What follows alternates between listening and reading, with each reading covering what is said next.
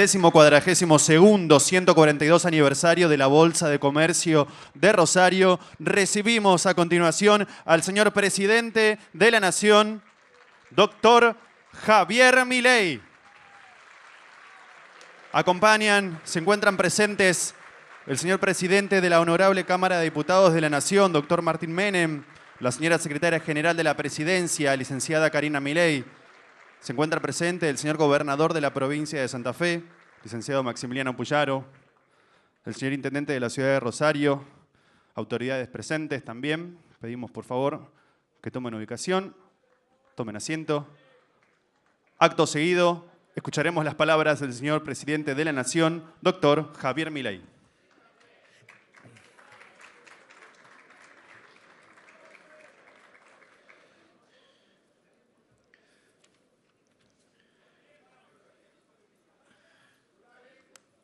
Buenas noches.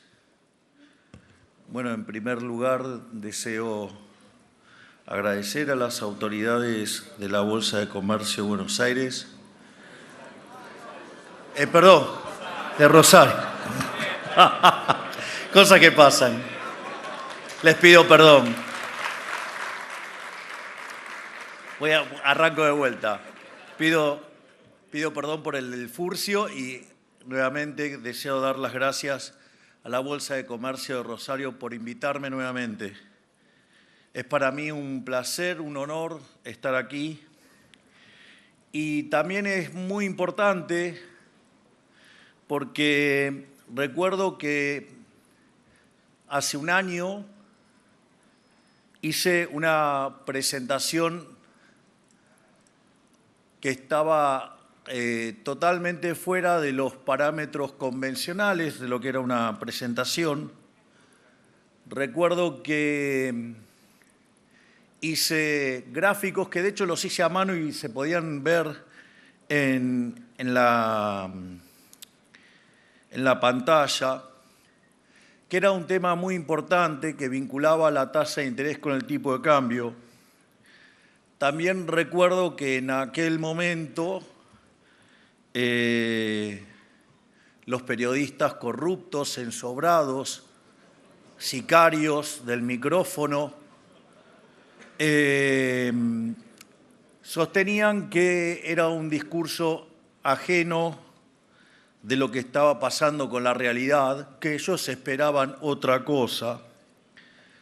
Y casualmente, y afortunadamente están los videos, que un año antes, digamos, se estaba anticipando desde la política lo que se iba a venir para adelante y que es lo que vamos a discutir hoy en esta charla, que es sobre el riesgo país, ciclo económico y morosidad.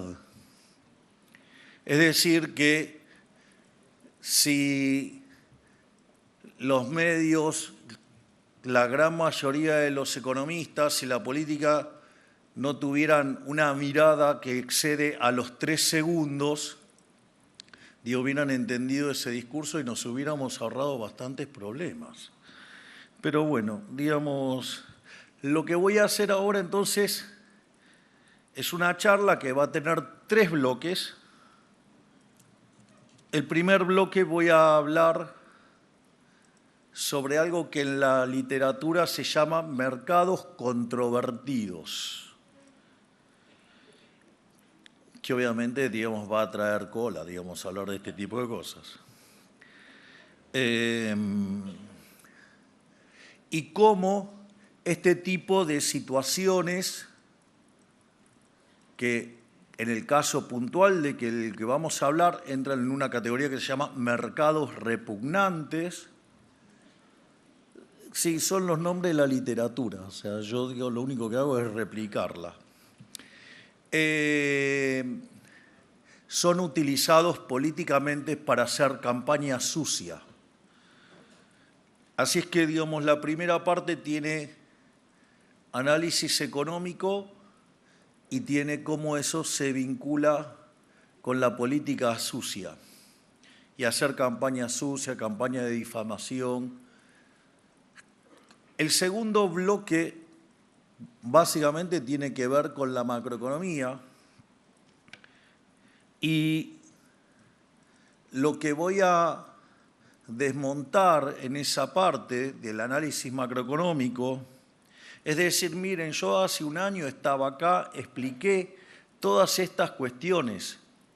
Es decir, ustedes se podrían quejar de la política si la política hubiera sido discrecional y no anunciada. El tema es que cuando yo vine acá, dije lo que iba a hacer y lo hice. Consecuentemente, no hay elementos para culpar a la política del gobierno por lo que está pasando en términos de morosidad. Es decir, están utilizando políticamente una categoría de mercado que entra en la definición de repugnante y se le está tratando de cargar esas culpas sobre el gobierno cuando el gobierno anunció la política que iba a hacer y la cumplió. Entiendo que la política tiene un historial de no cumplir ninguna promesa y yo tengo la obsesión de cumplirlas todas. Entonces, a veces se ponen a testear la credibilidad, digamos, y el anuncio de una política. La verdad es que no me voy a quejar porque es un proceso de aprendizaje, pero yo recuerdo, digamos, que el Tesoro norteamericano, o sea, el Tesoro de Estados Unidos de Norteamérica, nos dio un swap, dijo que nos iba a dar apoyo y en Argentina salieron y corrieron contra el Tesoro de Estados Unidos. Es una cosa verdaderamente rara, digamos, pero bueno, les gustó especular contra los dólares del propio Tesoro de Estados Unidos. Bueno, después, digamos, tuvieron una linda pérdida de más de 1.500 millones de dólares, pero lo intentaron. Y la última parte, digamos, habiendo probado que esto es parte de la mugre de la política, habiendo probado que el gobierno no tiene responsabilidad sobre esta situación, en la parte final voy a entrar en el análisis propio del mercado, digo, si ustedes quisieran la micro del crédito, y explicar que además los números no justifican ninguna de las barbaridades y atrocidades que están diciendo. No me voy a quejar de los periodistas porque son seres muy precarios intelectualmente, pero los economistas se supone que estarían formados. Y además voy a mostrar que las propuestas que se hacen son, el remedio es peor que la enfermedad. Es decir, no hay un problema y lo pueden generar, que es peor todavía. Y además lo voy a poner en un análisis de tipo moral, digamos, porque también es importante saber qué tipo de sociedad queremos. Dicho esto, yo voy a arrancar. Entonces, lo primero es, digo, ¿por qué tanto debate? Digo, ¿por qué tanto debate? Digo, la pregunta ¿por qué tanto debate? Después los vamos a ver en los números que estamos enfrentando, digamos, no son distintos, digamos, los que tiene Estados Unidos en morosidad, y ni siquiera, digamos, ni como Chile, ni como, digamos, o nuestros vecinos, o Brasil, o algo por el estilo. Entonces la pregunta, ¿por qué tanto ruido? Digo, no sé, salvo que tengan una compulsión por querer salvar a los bancos. Digo, me parece una cosa bastante particular. Y el tema es que entonces la realidad es que estamos entrando en el año electoral, aunque las elecciones sean el año que viene,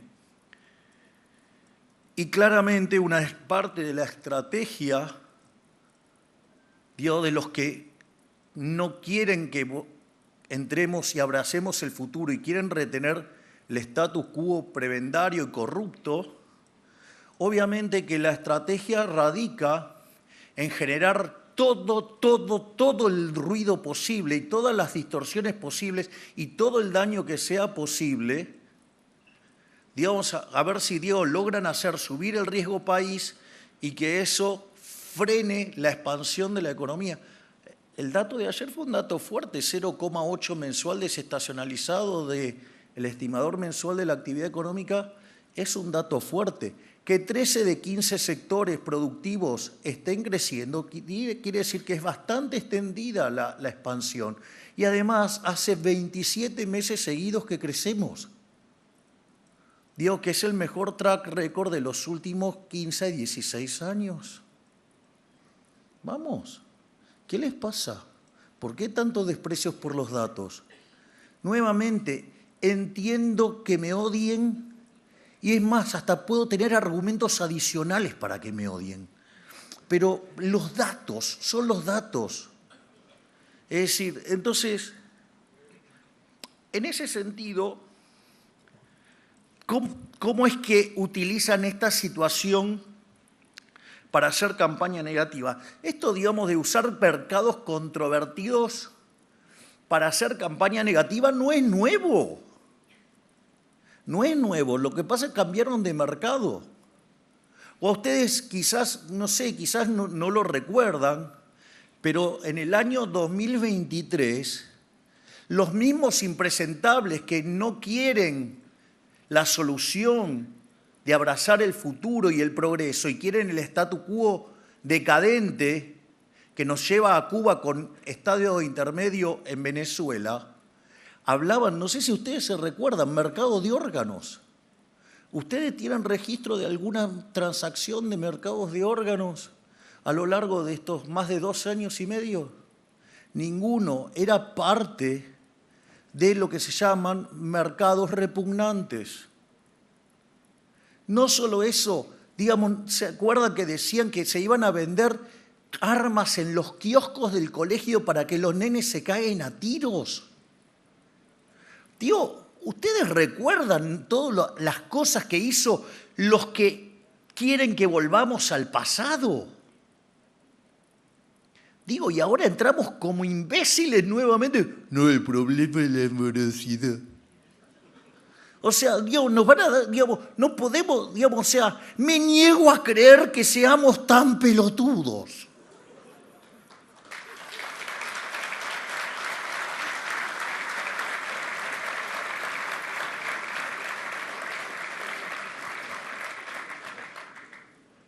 No voy a seguir con todos los casos que hicieron durante la campaña. Yo no sé, como que iba a cerrar las universidades y los hospitales, cosas que no pasaron, ¿no? O como que el Garrahan yo lo quería destruir. Sucede que acabamos de ser condecorados por ser de los países más avanzados con todas las inversiones que hicimos. Es detalle. Pero al margen de eso, lo primero, digamos, es la definición de asco. Digo, esto es muy interesante. ¿Por qué, digamos, una determinada transacción de mercado nos genera asco? Digo, cuando hay una situación que genera asco, bueno, lo normal es que todos odiemos esa transacción. Con lo cual, lo más probable es que la sociedad, frente a algo que le genera asco, digo, termine generando leyes que prohíban eso. Digo, eso, digamos, puede pasar. Y lo que uno define como asco puede cambiar de sociedad en sociedad. Ustedes van a la India, no se les ocurra querer comerse una vaca, ¿ok? Digamos, o digamos, si usted, digamos, está en un grupo de judíos ortodoxos, no se le ocurra estar comiendo un cerdo, ¿ok? Digo, en algunos lugares no se come caballo, o en otros, digo, en Kentucky no se comen, digamos, caballos, creo que es en Kentucky, no se come. Me parece que Kentucky es por el ejemplo del whisky, que ahora después lo traigo.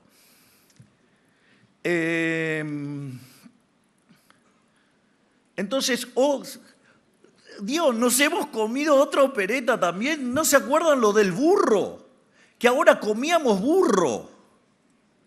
Digo, que fue una operación armada desde un estudiante de periodismo en Argentina que trabaja para Lula. Miren ustedes qué casualidad. ¿Y alguien compró burro? Nadie. ¿Y por qué, digamos, o sea, hay hay un asco sobre comer burro? Porque la reflexión histórica era que el burro, digamos, era con el animal que ustedes trabajaban. Por lo tanto, si se terminaban comiendo el burro era porque estaban recontra cagados de hambre. O sea, era como una pésima señal. Entonces quisieron instalar eso.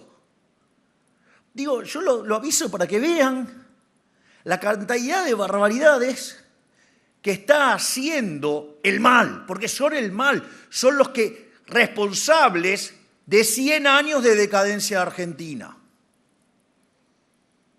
Con lo cual estoy englobando más que los chicos malos, los feos, sucios y malos. Dicho esto, ahora hay algunos casos donde la sociedad está dividida sobre si algo es asco o no lo es. Cuando la sociedad está dividida en una parte, considera que determinadas transacciones son un asco y otra sociedad está dispuesta a hacerlas, ahí aparece un conflicto y ese conflicto hace que ese mercado se denomine repugnante. Entonces, digamos, hay una parte de la sociedad que le da asco ese mercado y hay otra parte de la sociedad que no le molesta esas transacciones. Consecuentemente, eso genera una polarización y una discusión y un debate social. Algunas cosas que en algún momento dieron asco después se convirtieron en repugnante y hasta fue cambiando la definición de repugnante. El ejemplo típico de un mercado que generaba asco fue en el siglo IV, digamos, con Constantino, digamos, en connivencia con la Iglesia, decidieron determinar que el mercado de préstamos, es decir, el préstamo con tasa de interés, eso era asco. Consecuentemente, pasaron dos cosas. ¿Quiénes eran los que estaban más experimentados en hacer operaciones a tasa de interés? Los judíos. Con lo cual los católicos aprovecharon esa situación para sacarlos. ¿Y cuál es la parte que ganó? El Estado. Y que ahora, digamos, se dedicaba a hacer guerras por todos lados y cuando se endeudaba, ¿cuánto pagaba de tasa de interés? 0. Un golazo. Dios. Entonces, convirtieron al mercado de crédito en un mercado de asco. En algún momento alguien se dio cuenta que si ustedes no pagaban tasa de interés, no había incentivo al ahorro, si ustedes no ahorraban, no invertían y no crecían. Entonces aquellos que no tenían asco por prestar dinero y tomar prestado dinero, empezaron a ver que progresaban. Entonces apareció y se habilitó el tema del préstamo con tasa de interés. Hay distintas versiones, digo, hay sociedades que no lo permiten y hay instrumentos que lo resuelven. Digamos, muchos de ustedes, no les voy a estar explicando a ustedes qué es un cero cupón o, digamos, armar instrumentos de garantías, ¿sí? Digamos, para que no figure que la cuota quede camuflada como todo capital y no intereses, digamos, pero que después cuando hacen la cuenta le da lo mismo. Entonces, más allá de eso, se convirtió entonces en un mercado repugnante. Entonces las cosas que pasan en ese mercado generan alboroto. Y claramente, digamos, pero como es necesario el sistema financiero para el crecimiento económico, porque es la parte financiera de la contraparte real del balance de las compañías, y ustedes si quieren hacer crecer el activo, es decir, invertir, incrementar el capital, lo tienen que financiar. Y eso el mercado de capitales lo resuelve a la perfección. Y claro, tiene un costo, se llama tasa de interés. Entonces la discusión pasó a si las tasas eran de mercado o las tasas eran usurarias. Y entonces ahí, digamos, apareció la figura del usurero. ¿Quién es el usurero? Aquel que cobra tasas por encima, digamos, de lo que sería la tasa normal. Y digo, ¿quién define quién es la tasa normal? ¿Alguien se puso a pensar por qué el usurero puede hacer ese tipo de operaciones? ¿No será que hay individuos que no califican en el mercado formal y terminan yendo a un mercado, digamos, que está dispuesto a tomar más riesgos? Y obviamente si toma más riesgos porque no pudo calificar en el otro mercado, va al mercado de alto riesgo y la pregunta es, vamos muchachos, estamos en la Bolsa de Comercio de Rosario, digo, gente que entiende de esto, ¿acaso, digamos, ustedes odian el Sharpe Ratio? ¿Acaso, digamos, si yo voy a tomar más riesgo, ¿no sería normal que pida más retorno? Digo, para pensarlo.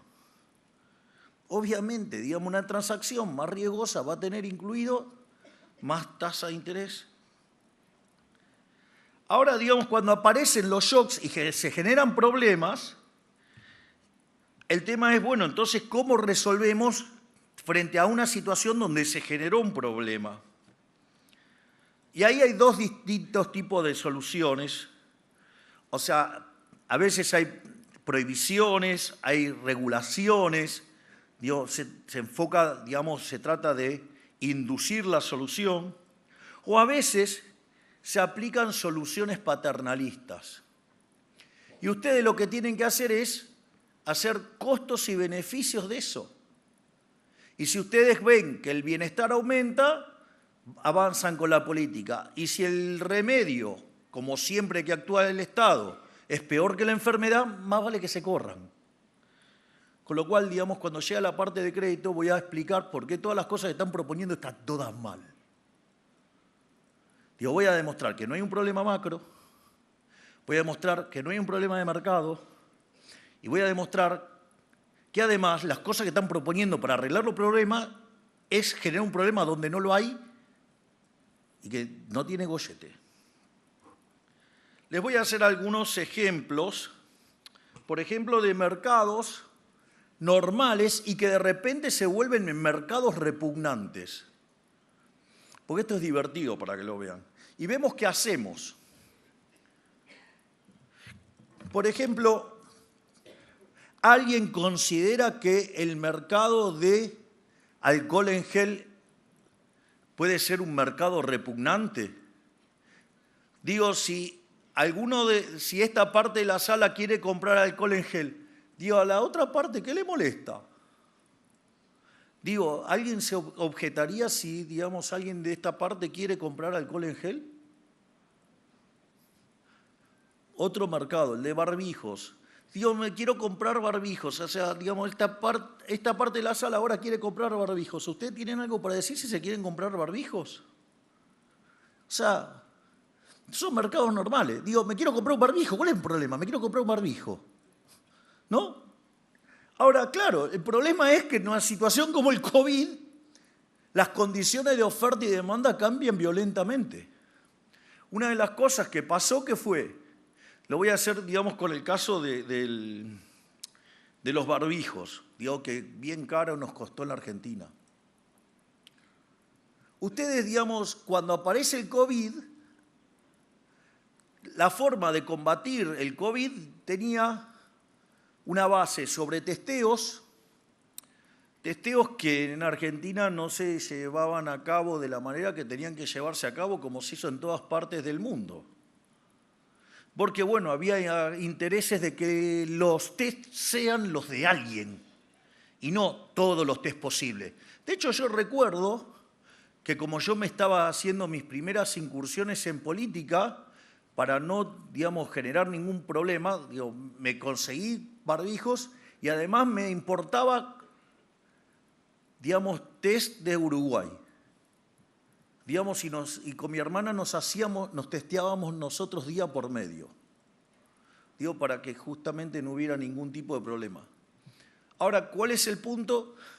Claro, se estaba escapando el negocio de los test. Entonces, ¿qué hicieron? Prohibieron, digamos, todos los test salvo los que, digamos, avalaba el Estado. Kiosco. Digo, son kioscos que costaron muchas vidas humanas, ¿eh? Pero no solo eso. Además, otra cosa era la de las vacunas. Bueno, no les voy a contar, digamos, el tema de saltarse en la cola y todas esas cosas, ¿no? Y otra forma de frenar era con los barbijos. Los barbijos son muy efectivos para frenar. Ahora, ¿eso qué hizo? Generó una demanda violenta, un aumento de la demanda violenta de barbijos. La pregunta es, ustedes, digamos, cuando ¿producen en condiciones de que va a haber una pandemia? No, digamos, estaban produciendo barbijos como, digamos, producen regularmente. Y de repente se encontraron con ¿qué? Con un cambio en la composición de la demanda donde voló la demanda de barbijos. Digo, economía para tontos, economía 101. Pregunta, si tengo la oferta dada y de repente vuela la demanda, ¿qué creen que va a pasar con el precio? Va a subir. Cuando el precio entonces subió un montón, adivinen qué pasó. La gente, un mercado que era un mercado común y corriente, ¿en qué se convirtió? En un mercado repugnante donde había un montón de gente que pataleaba porque subían los precios y decían precios abusivos. Entonces el policy maker, frente a la gente gritando precios abusivos, tiene que poner, lo voy a decir en latín, tiene que poner las pelotas sobre la mesa y tomar la mejor decisión a pesar de lo que diga la gente. Entonces, si ustedes le hacen caso a la gente, digamos que está puteando contra un mercado repugnante y hacen lo que hizo el gobierno inmundo de Alberto Fernández, ¿qué hacen? Ponen un control de precios. ¿Y qué pasa cuando hacen un control de precios? Bueno, van a tener varios problemas. El primer problema es que lo que cae la demanda en el mercado que tiene que caer sigue cayendo. Y la demanda que ustedes tienen en el otro mercado no genera el incentivo porque no está el precio, con lo cual no aumenta todo lo que tiene que aumentar la oferta de barbijos. Consecuentemente, terminan mandando a la muerte a más gente. Es decir, entonces ustedes agarran, escuchan el canto de sirena, como hizo el gobierno de Alberto Fernández, y que tendríamos que haber tenido 30.000 muertos si hubiéramos hecho la cosa como un país mediocre, y tuvimos 130.000 muertos. Es decir, cagarse en el análisis económico le costó la vida a 100.000 argentinos. O sea, no fue gratis.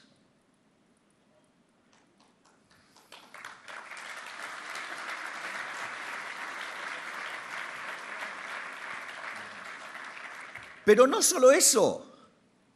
Además, obviamente que cuando ustedes tienen controles de precio y hay gente que quiere un bien, lo van a ir a buscar. ¿Y qué es lo que va a pasar?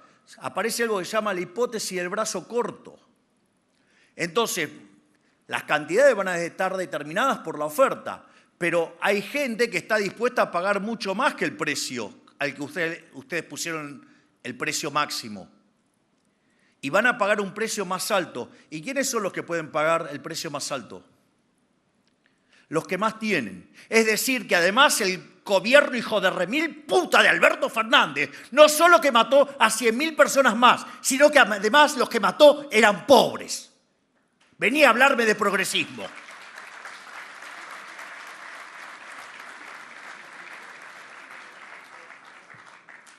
Me apasioné.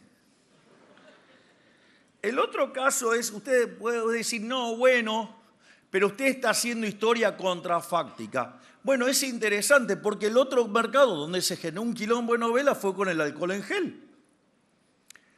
Esto es interesante porque en Estados Unidos liberaron el precio. ¿Qué pasó con el precio del alcohol en gel? Subió, obvio. Entonces, por ejemplo, en Kentucky se dedican a hacer whisky. Y adivinen qué descubrieron. Que el whisky joven servía ¿para qué? para hacer alcohol. Y entonces, ¿qué hicieron? En lugar de hacer whisky, aprovecharon y se pusieron a hacer alcohol. Fíjense cómo el mercado resolvió muchísimo mejor que el burócrata bestia que quiso poner precios máximos. Es decir, si hay algo que caracteriza al ser humano es que le busca la vuelta, le encuentra la vuelta y resuelve el problema. Digo, la máquina de vapor no salió por decreto. Dicho esto, lo que tiene que ver con el mercado de crédito, ya expliqué que es un mercado repugnante, expliqué sus orígenes y demás. Así que ahora voy a ir a la perspectiva macro, es decir, acerca de si hay o no responsabilidad del policy maker. Ustedes cuando miran la literatura, hay toda una discusión sobre rules versus discretion, o sea, políticas de reglas o políticas discrecionales. Cuando ustedes siguen una política de regla, anuncian la regla, la cual puede ser creíble o no. Y frente a esa situación, si los agentes no creen, bueno, habrá que pulsear. Digo, nosotros anunciamos una regla. Y es más, y yo vine un día acá hace un año y lo expliqué. Y lo expliqué con lujas de detalle. Hasta cambié el formato de presentación para explicar lo que estábamos haciendo con la política monetaria. Ahora, los simios, perdón a los simios, pido perdón a los simios, que tienen un micrófono enfrente, salieron a decir que yo estaba hablando de cualquier cosa que estaba desconectado con la realidad. Bueno, digo, las consecuencias de ese momento, digamos, las estamos viendo hoy. Ahora, la pregunta es, Dios, entiendo, Dios, que pudieran hacer un reclamo si yo no hubiera anunciado la política. Pero yo la anuncié la política. Y no solo que la anuncié, además la cumplí. Dios, y el mercado vino y me corrió y le gané. Es decir, el mercado corrió por el equivalente en estricto rigor por 70.000 millones de dólares. Porque no es que solamente corrieron los 41.000 millones que son el 50% de M2. Nunca en la historia argentina vimos una corrida de estas características. Pero también, digamos, está el desarmado de las LEFI, que tanto criticaron, y está también el aumento de los encajes. Digo, haber sacado el equivalente de 20.000 millones de dólares por las LEFI, que eran pesos que iban a ir a correr, más la suba de encajes, que aportó 9.000 millones, sumen a los 41.000 le da 70.000 millones de dólares. Quiero saber cuándo en su vida vieron una corrida por más del 10% del PBI y el plan quedó firme. Vaya que es sólido este plan.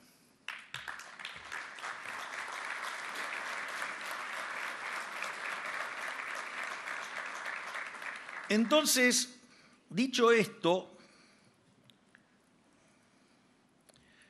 la pregunta es entender entonces qué es lo que pasó con la tasa de interés. Y lo primero que hay que entender es qué es la tasa de interés. Y esta es la parte, digamos, donde yo me quejo de mis colegas, que también son en su gran mayoría muy brutos.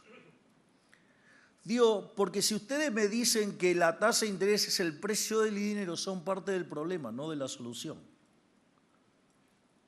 La tasa de interés existe porque existe el tiempo. Es decir, dio esa atrocidad de creer que la tasa de interés es el precio del dinero. Es una atrocidad de keynesiana como consecuencia de un modelo que tiene un solo periodo. Afortunadamente y gracias a Dios la vida no es de un solo periodo. Consecuentemente, la tasa de interés es otra cosa. digamos, cuando ustedes determinan la cantidad de dinero, lo que van a estar impactando es sobre el nivel de precios. Que dicho sea de paso, también dije que iba a empezar con 0 la inflación de agosto y la de julio empezó con 0. Siempre expliqué que la mayorista era la que tenía menos distorsiones y era la que había que mirar. Dicho sea de paso, cuando vino el shock externo y saltó, digamos, y se movieron los precios, se movió el tipo de cambio, se movió el precio del petróleo, el mes que saltó a 5,4, ahí sí, la basura de los periodistas vino y me vino a buscar por el índice de precios mayoristas. Obviamente, los esperé.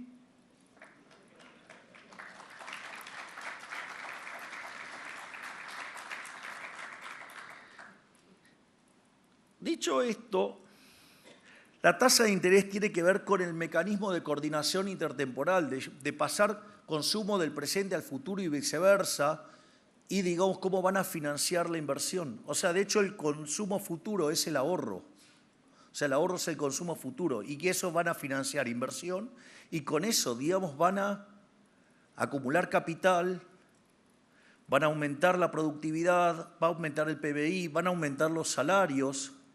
Pero eso no es gratis. La gente, si le dan a elegir entre consumir hoy y consumir mañana, la gente prefiere consumir hoy antes que consumir mañana. Si ustedes lo quieren inducir a que no consuma hoy, a que consuma mañana, le van a tener que pagar algo. Se llama tasa de interés.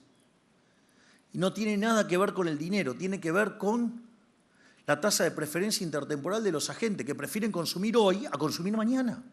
Y además, cuando más incertidumbre tengan sobre el mañana, más tasa van a pedir, porque hoy consumen seguro, mañana no saben. Entonces, la tasa de interés tiene que ver con ese mecanismo de coordinación intertemporal. Y si ustedes se ponen a joder con la tasa de interés, el daño que generan es un daño enorme. Y ahí, una de las cosas que hice fue explicar la relación que hay entre la tasa de interés y el tipo de cambio. Entonces, eso es una relación negativa. Cuando ustedes suben la tasa de interés o cuando una de las cosas que pasa es que lo normal es que se les aprecie el tipo de cambio, es decir, que el tipo de cambio nominal caiga. Y cuando la tasa de interés baja, le salen los capitales y le van al mercado de cambios y le hace subir el tipo de cambio. Es decir, es normal que haya una relación negativa entre tasa de interés y tipo de cambio, donde a mayor tasa de interés el tipo de cambio se aprecia y viceversa. Ustedes lo que pasa es que se van a encontrar frente a un problema de órdago cuando se da la situación que les sube tanto la tasa de interés como el tipo de cambio. Cuando pasa algo así, quiere decir que está cayendo la demanda de activos domésticos. O no es la mejor definición doméstico, de los activos argentinos. Entonces, digamos, si ustedes, esa situación, ustedes modifican, a ver, lo voy a hacer más fácil. Si a mí me está cayendo la demanda de activos argentinos, la demanda de bonos argentinos cae. Al caer la demanda de bonos argentinos, el precio de los bonos va a caer. Consecuentemente, la tasa de interés en dólares de los bonos argentinos sube. Es decir, aparece un aumento del riesgo país. Y sí, veníamos de 550 puntos básicos, ganamos la elección de la Ciudad Autónoma de Buenos Aires y a partir de ahí el kirchnerismo se vino con todo, con 40 leyes tratando de romper el equilibrio fiscal, con 7 intentos de juicio político, tirando terroristas a la calle. El año pasado deportamos 10.000 personas. Le aviso que en 7 meses llevamos 14.000, o sea que no perdieron las mañas este año. El momento más áspero lo habrán visto cuando se votó la modernización laboral, ley que ni siquiera los militares pudieron sacar, sino que además los medios de comunicación, analistas políticos y demás, trabajaron activamente para defender el statu quo y tratar de voltear a un gobierno. Bueno, digamos, no les salió porque fuimos a las elecciones y a los Cuca les ganamos 41-24, les sacamos 17 puntos.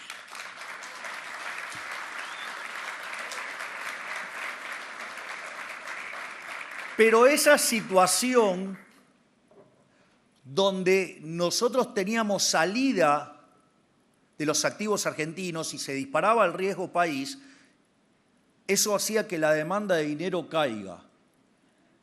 Y al caer la demanda de dinero, la tasa de inflación se aceleró.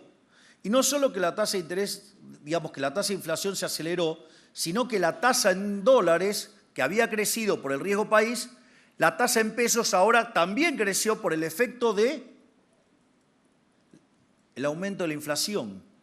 Por lo tanto, si yo hubiera hecho la estupidez que sugerían los economistas profesionales, los que la tienen clarísima y se la pasan errando todo, si yo hubiera bajado la tasa de interés y generaba un aumento de la oferta de dinero, iba a estar generando un aumento de la oferta de dinero cuando me estaba cayendo la demanda de dinero. Es decir, hubiera estado financiando la corrida. ¿Saben a dónde hubiéramos ido a buscar el tipo de cambio? A la luna. Hoy no habría gobierno. Es decir, no solo que está mal desde el punto de vista de la teoría económica, la aberración que proponían, muy especialmente a la luz de cómo dolarizan los argentinos, la corrida tuvo un tamaño de 70.000 millones de dólares, sino que además era un año electoral, estaba todo. Entonces, digamos, esos nabos que vienen a decir, no, porque se equivocó la política económica, porque cuando sacó las LEFIs, si no las sacaba, había 20.000 millones de dólares equivalentes en pesos en el mercado. No, la política económica se equivocó subiendo los encajes. Si no aumentaba la demanda de esa manera, digo, nos íbamos a una megacrisis. Vamos. O sea, ¿cuál era la solución? Frente a un exceso de oferta de dinero, más dinero. ¿Ustedes se dan cuenta de las barrabasadas que hay que escuchar todo el tiempo? Digo, esa gente no sabe lo que es vivir en la silla eléctrica. Es más, yo creo que si se comen un chisporroteo, digamos, van a tener que salir corriendo al baño si tienen suerte. Por lo tanto, acabo de explicar lo que pasó con el riesgo país y la tasa en dólares, qué pasó con la inflación y la tasa en pesos. Ahora, la pregunta es, frente a ese contexto, ¿ustedes creen que los bancos comen vidrio? Frente a ese contexto donde toda la lógica de la economía empuja la tasa de interés para arriba, porque están todos asustados que vienen los feos, sucios y malos más el tren fantasma. ¿Ustedes qué creen? ¿Cuánto es la tasa de interés de eso? Obvio, el riesgo país llegó a 1.500. Digo, ¿qué creen que hicieron los bancos? Si nosotros le flexibilizábamos la tasa, usaban esos pesos para atacarnos la moneda. Era para, estar más barato, para que la caución les saliera más barato y poder comprar dólares más fácil. No, no nos metimos, no le dimos el gusto. Pero no solo eso, los bancos, ¿ustedes creen que comen vidrio? Frente a esa situación, ¿ustedes creen que prestaron más? Primer punto, no se dejen llevar por la tasa corta. Pero sí lo que hicieron es racionar el crédito. Es decir, aparece el problema del racionamiento de crédito. Esto no lo inventé yo, lo inventó un señor que se llama Stiglitz, ganó el Premio Nobel de Economía y le puedo asegurar que no me cae nada simpático. Pero es una gran idea.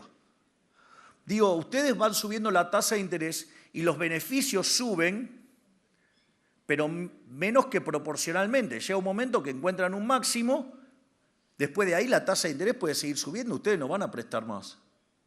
¿Por qué? Porque están tomando tanto riesgo que los beneficios esperados le caen.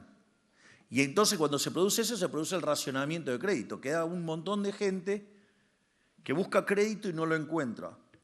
Y cuando hay un montón de gente que, quiere buscar créditos en el mercado, esto es interesante, porque la discusión de la mora. Sería interesante que escuchen a los bancos sobre esto. La mora que ustedes están viendo hoy no es por préstamos del año 2025. Durante el 2025 racionaron. Es mora vinculada a los préstamos del 2024. Que como hubo una suba abrupta del riesgo país fruto del intento de golpe de Estado, digamos, se subió tanto la tasa de interés, se frenó la actividad económica, se congelaron los ingresos, los salarios reales cayeron y como consecuencia de ello, la gente no pudo pagar. Porque aparte ahora después vamos a ver cómo está descompuesta el tema de la morosidad. Pero es fruto del ataque de la política de intentar hacer un golpe de Estado. Ese es el tema. ¿Por qué? Porque los bancos racionaron. Ahora, la pregunta es, la gente igual necesitaba la plata y no podía conseguir en el sector formal. ¿Y qué se fue? Y, se fue, a otras alternativas, con las cuales sí podían tomar crédito. Y en ese contexto, donde había más inflación, menos actividad, menos empleo, menos salarios, y además un elemento no menor. En general la gente se endeudaba en pesos, lo hacía a 12 meses y ya por la cuota 9, 10, ya no pagaba más nada. ¿Por qué? Porque se licuaba. Y esa licuación de capital estaba incluida ¿dónde? En la tasa de interés. Y como el programa económico fue más exitoso de lo que se esperaba, la licuación no fue la que se esperaba y consecuentemente, recuerden que en la primera etapa del programa económico, los analistas vivieron pifiándole siempre con que esperaban mucha más inflación que la que efectivamente había. Yo me acuerdo que allá por enero había un imbécil que decía que si hacíamos todo bien, la inflación no podía bajar del 400%. O sea que el tipo de cambio, piso, se iba como 400% por 5, o sea, deben ser como 5.000 pesos, una cosa así. Todavía no está ni hoy a esos precios, imagínense cómo le erró. Pero además decía que estábamos haciendo todo mal. Bueno, está bien, le erraron todos, nadie reconoce todos los pifes que tuvieron, pero bueno, cosas que pasan. Obviamente, en esta situación, la gente terminó yendo a entidades no bancarias. Ahora, esos préstamos no son, los que están del otro lado saben que son préstamos más riesgosos. Con lo cual, es obvio que va a haber más tasa de interés. Pero claro, la coyuntura en la cual, un precio sube, así como la gente puteó con el precio de los barbijos y con los precios del alcohol en gel, y sí, también putea, contra la tasa de interés y putea contra el usurero o, con las entidades no financieras, no bancarias, para ser más precisos. Entonces, ahora entramos en el tema de la micro, si ustedes quieren, que es lo que tiene que ver con el mercado de créditos. Mire, lo primero que hay que entender es que el portafolio de los bancos cambió. Cuando nosotros llegamos, el crédito al sector privado no financiero era entre 3 y 4% del PBI. ¿Y qué hacían con los depósitos los bancos? Le prestaban al Banco Central. Es decir, nosotros cuando tuvimos que deshacer la hiper, tuvimos que abortar la hiper, respetando todos los contratos, no con plan Bonex y todas esas cosas, ni controles de precios, ni nada por el estilo, todo lo hicimos a mercado. Es interesante porque 2/3 del déficit estaban en el Banco Central, que era el déficit cuasi fiscal.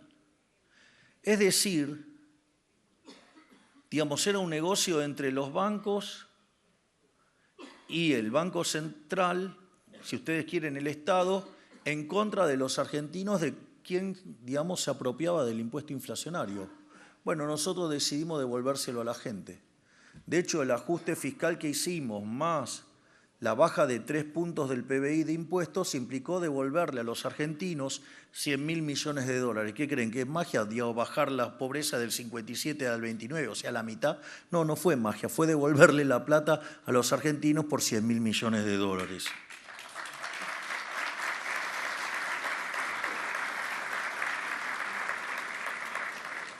Ahora, en el contexto que dejaron de prestarle al Banco Central para prestarle al sector privado, bueno, iba a aparecer algo que, claro, si ustedes prohíben el crédito, adivinen cuánto es la mora en un lugar donde prohíben el crédito. 0. Bueno, no parece ser bastante razonable esa solución. Entonces, si ustedes empiezan a crecer en crédito, hoy estamos en 12% del PBI, bueno, eso significa que cambiaron el portafolio y que claramente tuvieron que salir a prestar al sector privado. Y era una consecuencia natural del cambio del portafolio que tengan morosidad. Se los digo al pasar. ¿Saben cuánto es la morosidad, por ejemplo, en Estados Unidos? No estoy diciendo, digamos, en el barrio. Estoy diciendo Estados Unidos en tarjeta de crédito. ¿Saben cuánto es? 13%. ¿Por qué no revisamos los números? 13% es la mora en tarjeta de crédito en Estados Unidos. Y todo el problema, digamos, en el sector bancario, por ejemplo, es de poco menos de 12. ¿Se dan cuenta que estamos discutiendo de algo que no es un verdadero problema cuantitativamente? Siendo que además cambiamos el modelo de negocio de los bancos. ¿Vamos? ¿De qué estamos hablando? O sea, nos estamos comiendo otra vez las operetas cuca. Pero no solo eso. Obviamente, digamos, cuando uno mira el tema de lo que tiene con la morosidad, ustedes pueden separar entre empresas y familias, ya sea en las entidades bancarias y, digamos, en las no bancarias. La verdad es que cuando ustedes miran la morosidad en las bancarias, tanto empresas como familias siguen siendo números ligeramente debajo de 12%. ¿Es un problema? No.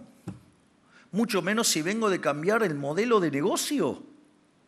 O sea, de hecho, hay que también hacer el learning. Los bancos habían dejado de actuar como bancos en Argentina. Consecuentemente, digamos, hay que estar volviendo a aprender. Y la verdad que para un sector que está volviendo a aprender ese nivel de morosidad, la verdad que es bajo. Es más, cuando dice, la gente está atestada de deuda. Digo, el crédito al sector privado no financiero en Argentina es 12%.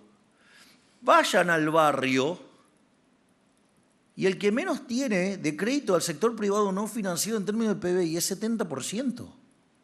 ¿De qué estamos hablando? Y traten de no cruzar la cordillera porque de ese lado es 120. No miren Estados Unidos porque es 150%. ¿Cómo me van a venir a decir que la gente está atestada de deuda? Digo, hay que ser muy precario intelectualmente para comerse ese caramelo. Vamos. Suena emocionalmente muy fuerte. Pero ¿por qué no miran lo que es el crédito del sector privado no financiero en el resto del continente? No bajan de 60 a 70%. Nosotros tenemos 12 y decimos, tenemos un problema de deuda. Verdaderamente son una caricatura. Digo, no me parece, digamos, puedo entender que en la tradición política argentina, digamos, mientan los políticos. Ahora, digo, los periodistas son tan imbéciles y los economistas profesionales son tan imbéciles que también se comen esos versos. Los economistas peor, porque, digamos, o sea, se supone que primero habría que mirar los datos. Cuando miran la morosidad en las entidades no bancarias, para sorpresa, si ustedes quieren, no tiene un nivel de morosidad distinto del que hay en el sector bancario. Donde sí hay un problema es en el sector de empresas y familias. Pero lo que también hay que entender ahí, que los riesgos son distintos, que los costos del recupero son distintos. Digo que son además un segmento que tiene problema para acceder al mercado formal, con lo cual es un mercado mucho más complejo y que, digamos, le pegó más fuerte el tema del frenazo que tuvo la economía en el segundo semestre. Pero además quiero hacer un tema antes de ver las cuestiones puntuales del 2026, y es la hipocresía kirchnerista. Porque este segmento del que estamos hablando es un segmento que está caracterizado por ser de bajo monto y alta tasa de interés. Ahora, la pregunta es, bueno, ¿no les gusta, digamos, no sé, tarjeta naranja y demás? Bueno, ¿no les gusta? Ok, yo se los compro. Bueno, en la época del kirchnerismo había créditos de bajo monto y altas tasas. Por ejemplo, efectivo sí y credilogros. Digo, ¿sabe qué? Digamos, los niveles de morosidad eran sustancialmente más grandes que lo que hay ahora. Sin embargo, claro, debe ser por la tonelada de guita que ponen en los medios, digamos, nadie decía nada. Con lo cual, digamos, se están quejando por algo que, digamos, en la época de ellos era 3 veces peor. Digo, el nivel de hipocresía que hay que soportar es verdaderamente espeluznante. Ahora, pero hay además el efecto mundial. Si ustedes se fijan, una de las cosas que genera los problemas de créditos, ¿qué pasa? Vino el mundial. ¿Sabe qué hicieron muchos? Iban a cadenas de venta de electrodomésticos y ¿qué hacían? Se llevaban televisores para el mundial. Bueno, ¿qué creen que está pasando ahora? Bueno, dejaron de pagar muchos.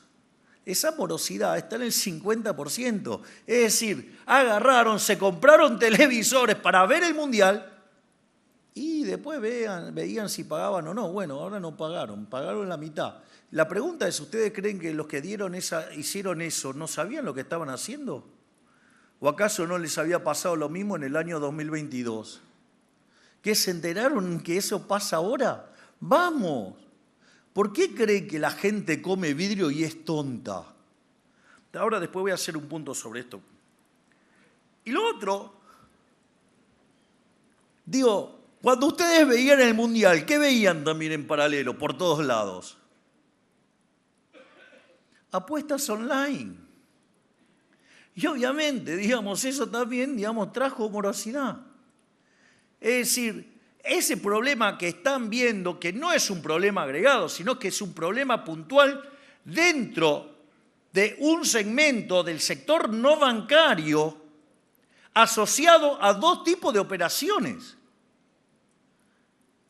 Digo, con lo cual, eso también hay que tenerlo en cuenta. Pero, y ahora empezamos más sobre ya la naturaleza de los individuos. Digo, nadie, digamos, fue a esos mercados con una pistola en la cabeza. Lo hicieron libremente. Es un acuerdo entre partes, entre el prestamista y el prestatario. Si ustedes quieren, el acreedor y el deudor se pusieron de acuerdo en un monto y una tasa de interés. Es un contrato entre privados. La experiencia dice que cuando ustedes se meten al Estado en un mercado de privados, en general el daño suele ser, digamos, más fuerte que la medida que ustedes están proponiendo para mejorar. O sea, el remedio termina siendo peor que la enfermedad. ¿Y qué dice la evidencia? Porque hay gente que dice, no, pobre la gente, no sabía dónde se metía. Bueno, les cuento algo. Esto está testeado en Indiana. Con un experimento controlado. Lo hizo un economista que se llama Hunt Alcott. Entonces,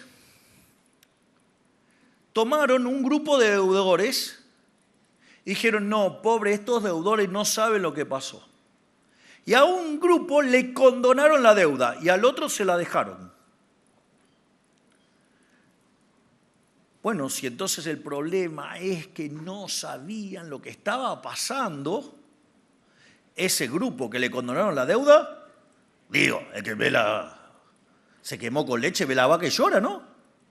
Bueno, les voy a decir algo. Después de un determinado cantidad de meses, adivinen qué pasó.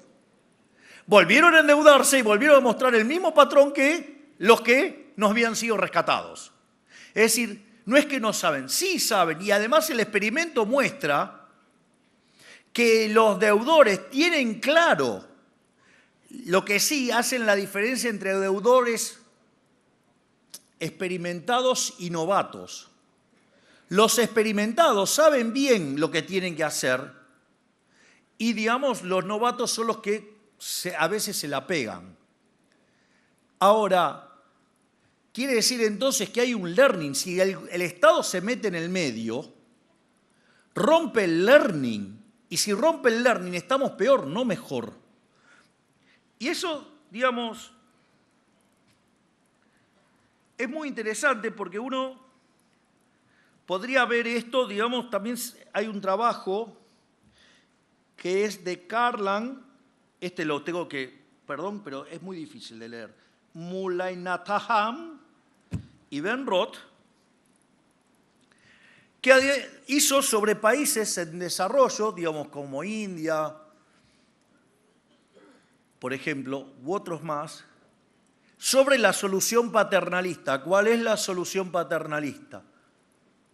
Que lo pague el Estado. ¿Cómo terminó? Mal. Terminó mal. Es decir, el remedio fue peor que la enfermedad. No solo que abortó el proceso de learning, sino que además genera un problema de moral hazard. Es decir, y si ustedes, toman decisiones y se equivocan y va a pagar el Estado, ¿cuál es el incentivo a pagar? ¿Cuál es el incentivo de hacer un buen préstamo? Si yo hago un préstamo muy riesgoso, con mucha tasa de interés, si sale bien, cobro, y si sale mal, paga el Estado. Ahora, paga el Estado, no es paga el Estado y es un marciano. Paga el Estado, es el resto de los ciudadanos. Entonces la pregunta es, ¿por qué, hay que meterle la mano en el bolsillo a toda la ciudadanía para rescatar a los bancos, para rescatar a las entidades no bancarias? Porque el problema, ¿quién lo tiene? El que dio el crédito.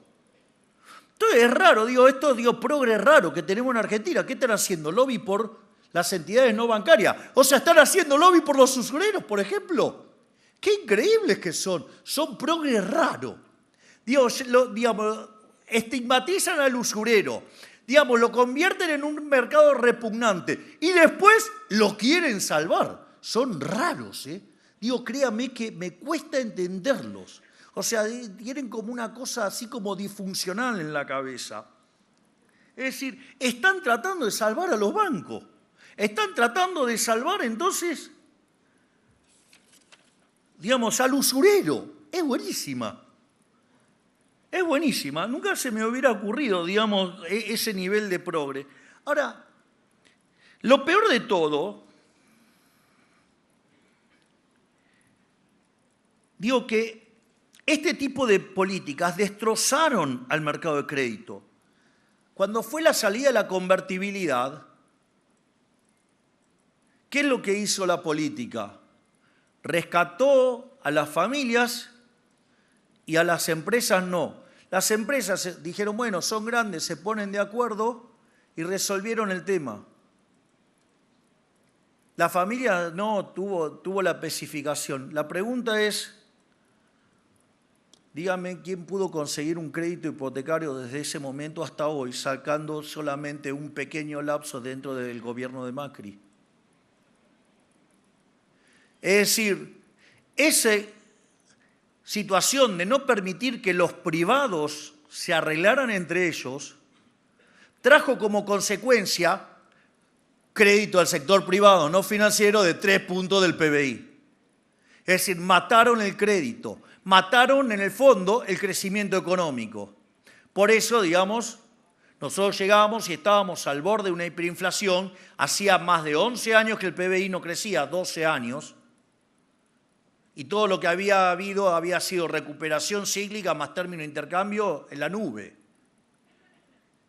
Digo, no es gratis.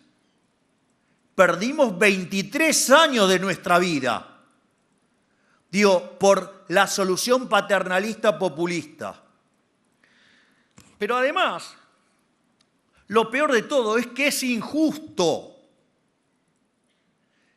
Digamos, si yo, con mi contraparte hago una operación y yo me equivoco, ¿por qué carajo tienen que pagar todos ustedes?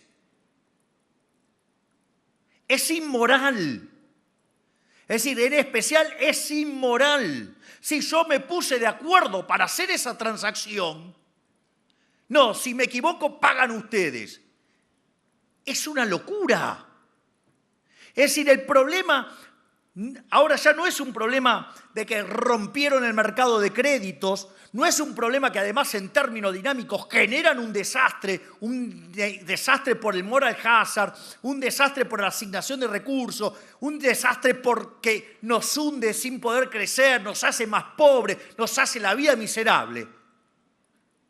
Porque si de última decidimos eso, jodete, porque lo decidiste. Pero no, además es moralmente incorrecto. Es injusto. Entonces, ¿de qué estamos hablando? ¿Vamos a ser tan pelotudos de volver a comernos las operetas del socialismo del siglo XXI? Miren los países de al lado y son las mismas operaciones. No puede ser que nos traguemos siempre el mismo verso. O nos ponemos los pantalones largos o nos hundimos. Maduramos como sociedad, abrazamos los valores judeocristianos o nos destruimos. ¿Lo quieren entender? Bárbaro. Está la posibilidad de decidirlo el año que viene. ¿Quieren volver a la solución populista? Bueno, tiene un destino, se llama Cuba. Dios, ¿quieren ser un país grande? Va a haber que abrazar las ideas de la libertad y ponerse los pantalones largos.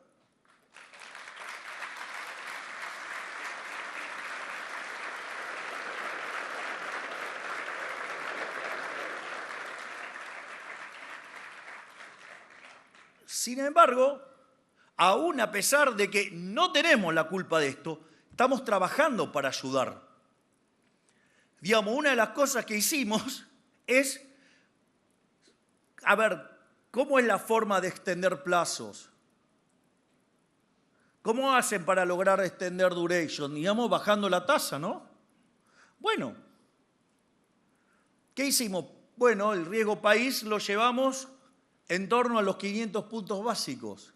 Eso bajó la tasa de interés en dólares. Y además la inflación sigue bajando. Consecuentemente, hoy la tasa de interés, que durante el periodo electoral estaba en 150%, hoy es 20%. Vamos, miren si hemos ayudado. Bajar la tasa de interés permite que extender los plazos. Y hoy, digamos, el sistema financiero se está coordinando para estas deudas renegociarlas al 20 y algo % a 3 años. Vaya que la macro hizo su trabajo para arreglarle el problema a los morosos. Pero no solo eso. Además, digamos, estamos trabajando en lo que tiene que ver la transparencia y la información. En materia de transparencia, esta regulación existía De hecho, ¿sabe quién puso estas regulaciones? Digo, de que ustedes puedan ver el costo financiero, lo que están enfrentando y todo, digamos, en el momento de tomar un crédito. Mi ministro de Regulación cuando era presidente del Banco Central, Federico Sturzenegger.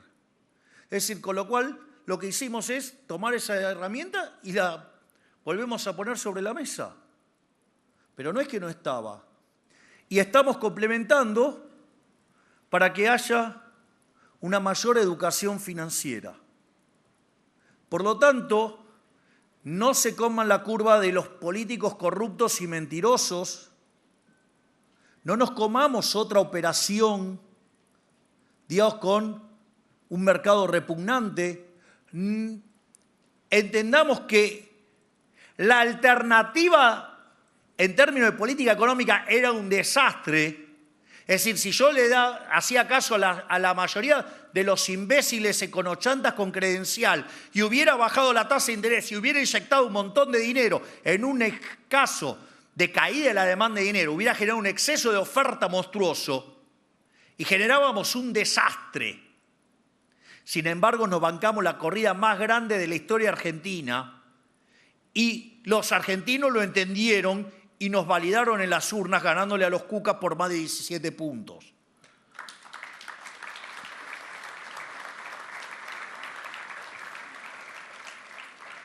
Pero como además tenemos pasión por arreglar problemas, además contribuimos con políticas que bajen la tasa, que bajen la inflación, que aumente el PBI, digamos, que aumenten los plazos, mejorar la transparencia y educar a la gente. Es decir, a diferencia de lo que muestran los corruptos del lado de enfrente que hundieron al país, los corruptos de los periodistas mentirosos y ensobrados, nosotros estamos trabajando para hacer Argentina grande nuevamente. Muchas gracias y viva la libertad, carajo. De esta manera despedimos al señor presidente de la Nación y damos por finalizado el acto por el 142 aniversario de la Bolsa de Comercio de Rosario. A todos, muchas gracias.